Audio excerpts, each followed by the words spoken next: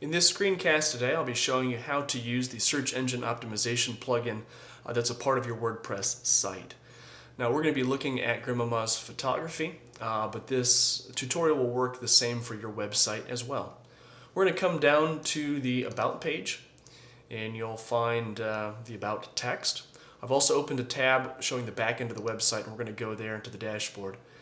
Now, where you're going to find the information for this plugin is going to be with each individual page. So you're going to go to Pages and All Pages, and we'll see the page layout for this site.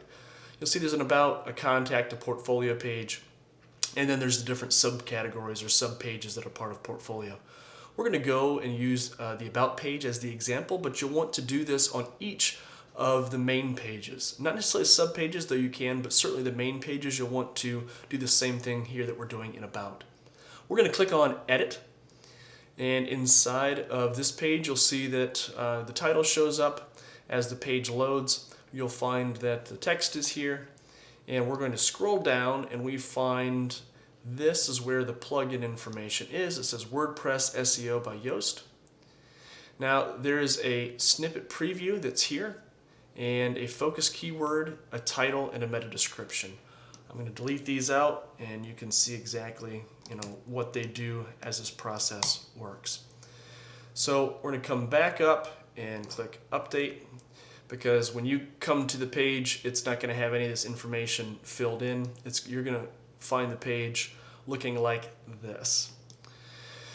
So now what we're going to do, we're going to go to focus keyword. Now the focus keyword, we want either a word or a key phrase that's kind of summarizes what this page is. And this is the About page, so we're just going to use the focus keyword of About.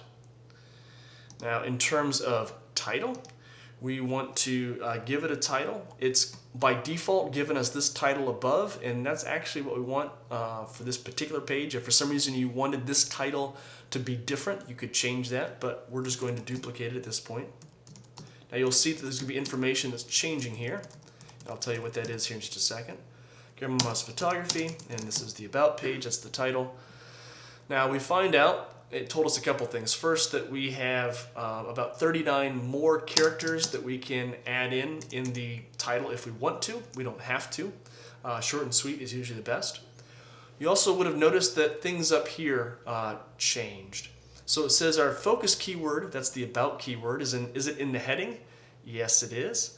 It's in the title. It's in the URL address, About, right there. That's a good thing.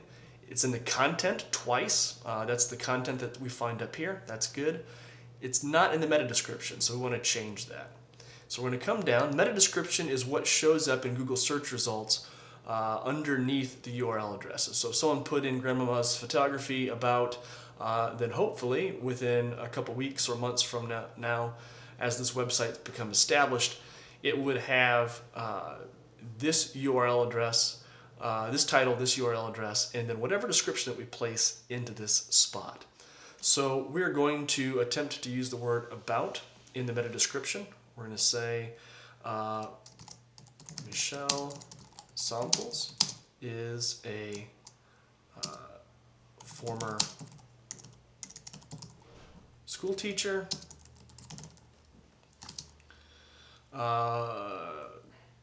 and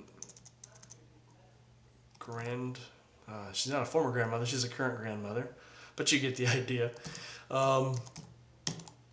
We'd fill in information here. We haven't still yet used the word About, so we're going to try to fit that in.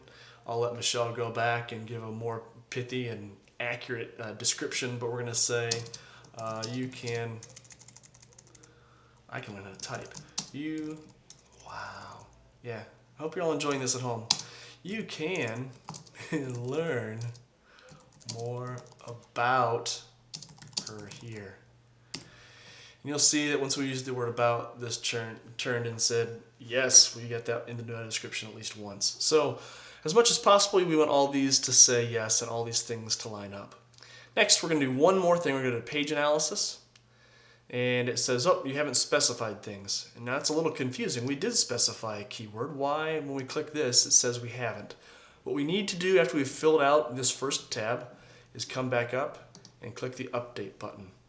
By clicking the Update button, that is going to refresh this page so that now when we click the page analysis tab, it's recognized all the work that we did here. It's now analyzing all that work. And we'll start with the good news first. The meta description contains the primary keyword or phrase. That's good. The keyword appears in the URL for the page because I designed it that way. That's good. Now there's a whole series of things that are okay. We could increase these if we really felt like we needed to, if we wanted to. Again, you can spend as much or as little as time on SEO as you want to. The more you spend, the more benefit it will give to you. But you can certainly, based on your business, do more than you need to at times as well. Now the one that we're going to be most concerned about is the one that's in red. It says the keyword doesn't appear in the first paragraph of the copy. So make sure the topic is clear immediately. Now it doesn't mean that you have to change what it is that you wrote up here, but it will help if the word about was somewhere in that first paragraph. Now again, if it's just going to make the text too tedious and too contrived, don't worry about it. But if there was an easy way to fit the word about in there, that would help. So that's a brief overview. You don't need to worry about advanced. You don't need to worry about some other stuff. But that general tab is the one that you're going to work on the most, that focus keyword or phrase, the title, and the meta description. And then making sure that you press update once you've done all those different things. If you have any questions, give me a call. Andrew Gross at Monarch 269-366-0056 or monarchmobile@gmail.com.